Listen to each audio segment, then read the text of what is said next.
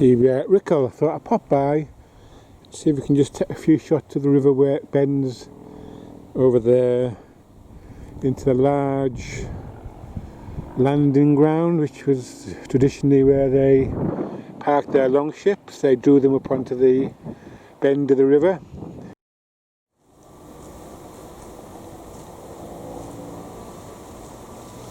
Well, I've got an audience. It's not my usual audience, but I managed to find a way through, watched by a herd of coos, to the river itself. So I finally made it down to the riverbank. The first time I've actually made it myself to the river here. In the past I've been thwarted by either getting lost or finding dead ends, but this is actually part of a landing lane, which you obviously is a clue to the possible landing point of the actual Vikings in 1066 when they came up from the river up there in their boats and then parked just on the bend here. This actually goes round in a big bend, as I say, like a horseshoe, and in, I reckon in 1066 it was quite a shallow beach. Actually see some of the mud flats down here, so they could well have been able to beach their ships, and if the Vikings had passed this point, then they would have been vulnerable to getting cut off at the junction of that river wharf and not got back out to sea. So landing here always gives them a back door to get back out into the open sea if things did go completely wrong. Just on my way back to the car, I thought I'd show you some of the mounds that are in this area. Obviously there's a dike there that is holding the river back, but as you get back into this marshy area, it's quite lumpy. I was wondering whether these are the famous mounds that were excavated, or whether these are just results of dredging and dumping. It's almost like this hasn't changed at all in 1,000, 1,500 years.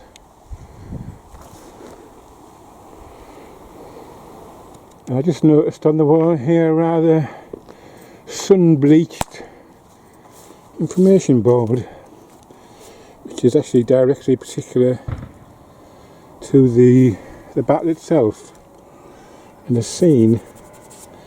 Better days, but at least it's here, which is more than Fulford got. Part of the Archaeological Trust Environment Agency. Definitely worth probably updating this, because it's pretty badly faded, and in fact you wouldn't have noticed it at all. Very strange place to put it. It would have been better actually next to the other board, which is just along here. You can see it this there, but like I say, it's better than nothing. Just needs a new print out, I think. Maybe worth getting in touch with them and seeing about getting it updated.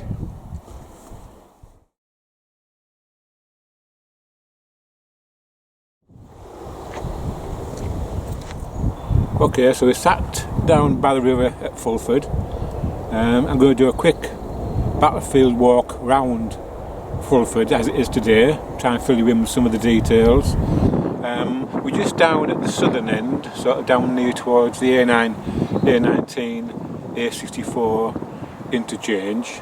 About half a mile down towards that way design outlet, and up that way is York, about a mile and a half. And as I say, it'll be kind of like an unscripted walk around, so hopefully I'll be able to fill in most of the details. But Fulford is a strange battlefield because down here by the river it's virtually unchanged, but as we head up towards the main highway into York, the A19, you become obviously part of the suburbs of York, and it just get quite crowded with new developments and housing, say no more. And we're heading now towards the left path, which takes us towards the exit of Germany Beck into the Ouse, and it's an important part of the battlefield, so I'll show you that. But as you can see, it's still quite a scrubland, very wet. It can be very wet further in you go.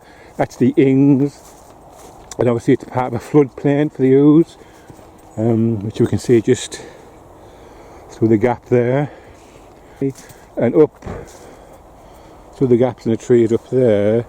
That's probably where Tostig was with his part of the army, and they were the bait to lure the English forward, while in this dead ground towards the low ground, which was hidden by the English army, would have been Hardrada's army waiting to pounce, and pounce they did. So we'll just make our way a bit further up towards Germany Beck. Okay, we're just walking past this big lock gate to where the beck is, as you can see. I'll move the camera around. It's still quite a deep recess there for a beck, and it's pretty much left overgrown. But we're coming out onto the flat ground called the Ings, which is still quite marshy. And then we're walking up this path. I try and get shot down into Germany Beck. It is quite steep. I'd say it's a good 12-15 feet down there from this height.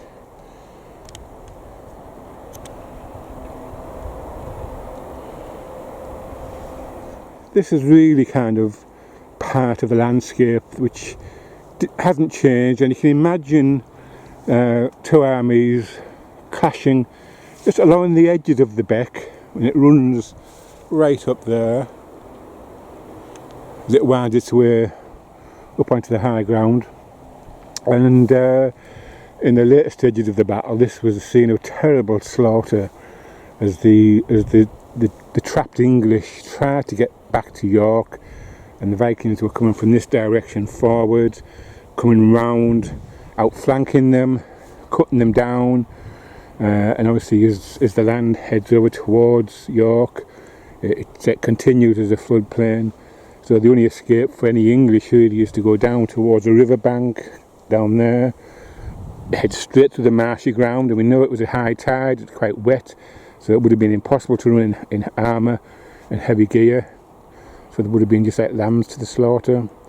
And then up there the high ground, which then obviously continues into York with the old road, but by that point the English army really had been pretty much decimated. So we'll head back down towards the river. This is a good meeting spot actually for walks as we get into next year now. COVID obviously has completely paralysed our whole year this year for walking. There was a Fulford walk organised, but hopefully this might make up for a bit of that. But we'll make our way down back towards the riverbank. So it's quite a formidable obstacle, is the Ouse. At the moment it's quite slow moving, but obviously it's not as tidal as it used to be. It's lock gates further down have stopped that, but back in 1066 there might have been a hell of a tide coming either way, in or out, depending on the weather. So either way you would not want to swim across this in heavy gear, and obviously with a Viking on your back trying to stab or club or spear you. Not a nice prospect. So people often ask, why did the Vikings invade? Why was King Harold Godwinson's brother involved? And that goes back to 1065 when Harold banished, along with the king, his brother for the way he was treating the earldom of Northumbria, which he'd already had. So he was full of resentment and hate and wanted to get back to what he thought he deserved. And his ally, one he found, was Hardrada. And Hardrada had had a slight claim to the throne anyway, so he was a bit peeved that he hadn't been asked to be king. And together they joined forces and sailed over the sea and landed at York, which obviously was a pre-Viking city anyway, town. So they might have found some sympathy or some allies there, but either way they obviously decided York was for the taking, and this is the reason why they approached York for a battle, in the hope of establishing a northern kingdom a northern earldom. We don't really know for sure the plans, but either way it was an affront to Harold Godwinson and the Saxon kingdoms who wanted to keep England as England, and that's only right. So we'll make our way up to the A19. This is where a lot of development and flood barriers have been put in place for the new development of houses. As you can see, it's a busy road, busy time of day, so I can get across safely. Okay, so we're over the road, as you can see, busy traffic. I've jumped the fence, which is not recommended, but I want to try and find this plaque down here somewhere amongst all this greenery, but we'll go down the ditch. I wouldn't recommend coming this way because obviously it's not the best way for people, but I do know it. So this brings us up onto the level playing field, and this is the high ground where Tostig's army would have been set out. So Germany Beck runs along here. We'll have a walk up there, but the high ground runs across the back to the houses there, and then further back, and this is where the top part of the battle took place. Here it is. Not the most obvious place, and why it's here I do not know. It really should be recited and give a bit more purpose, because if you didn't know it was here, there's actually no way you would find it. And as you can see, it's not in the best of health. Let's see if we can make out what it reads. I can just move all this.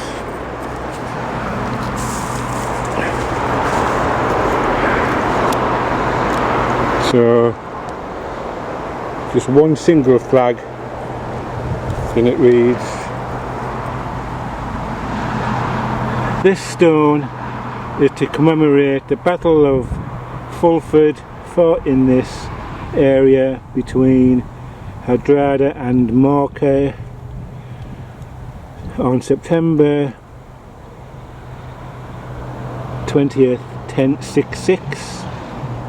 Fulford Parish Council 19." So that says 72, but not 77. Is it 77? 72 or 77, I think it says. I think as a battlefield trust, we should be looking at this being actually recited, giving a bit more prominence, and definitely away from this ridiculous position, which is absolutely no use to man the beast. And there's no one can walk past it accidentally. You've got to come and look for it, and no one can find it accidentally. At least Stamford Bridge does have somewhere where people can sit, reflect and think about the battle, and maybe the first step really is to get this moved, because as I say, it's doing absolutely nothing here, and if we're not careful it'll just disappear behind all the scrubland and wastage. A real shame and real embarrassment really. Okay, so we've come down off the playing field a little bit, down about 10-15 feet to where the edge of the Beck runs, and the Beck runs just through those trees under underpass and the flood defences, and it carries on down, winding its way down. As you can see now, it's kind of dropped its depth a bit. It's only about maybe 6 or 7 feet above the land surface, or the present day land surface. So not so much an obstacle here, but obviously this is not what it would look like 1,000 years ago.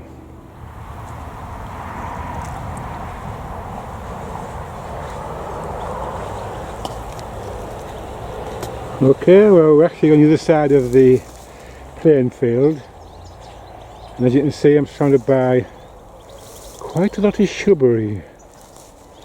This is the area just down by Germany Beck, just down there. Oh, I've got a couple of friends on my arm. And we have Fulford Cemetery just over the other side of the wall there. And this was an area again which Shaz did some work and some archaeological work just down through that path there. And it's quite a good haul of stuff he found there. And it's not too far, I think, distant from where he found a lot of the iron reworking, which obviously was proof of weapon collecting which again has been, you know, found in other places of a similar age. But you can just see really how wild this can get without any kind of human intervention. We'll try and find another way around this, and then we'll come out at Germany Beck just on the other side up there, which will be a lot easier for me and a lot easier for you, and then we can conclude really our walk through Fulford. That's the junction at Fulford down the bottom there, and this is the path that we used to walk up to the fields. And on our left here is all the new housing. Last time I was here, that was all just fields. There's nothing there. As you can see now, the spot where the English would have stood is completely covered by any kind of modern housing. So if we look down towards the wall, and the actual flood defences over there, Germany Beck is just beyond that. And we'll try and walk around there and meet up with it at the other end. But on this land here, this is where the English faced off against Tostig's forces. So Tostig would have been opposite the side of the beck. And Hardrada and Tostig had quite a good plan actually. What they decided to do was lure the English forward by showing weakness. And that weakness was a feigned retreat by Tostig's forces. So they would have retreated over that side, the English would have surged forward, seeing some kind of victory in sight as the weak force of Vikings give way to them. And then as they moved forward, Hardrada, which was down there on the low ground by the bank, could have swept around and enveloped them from the flanks. And the plan worked like a treat. Morcar and Edwin, the Earls of Mercia and Northumbria, were completely routed. They fell for it hook, line and sinker. And this has totally changed. This is all totally landscaped. This was all wild and free, and little bunny rabbits and squirrels hopping around and whatever. Now it's just the grinding noise of builders. Okay, so we're walking down over a culvert which was over the Germany Beck. We're basically crossing to the other side where the invaders were. There's Germany Beck.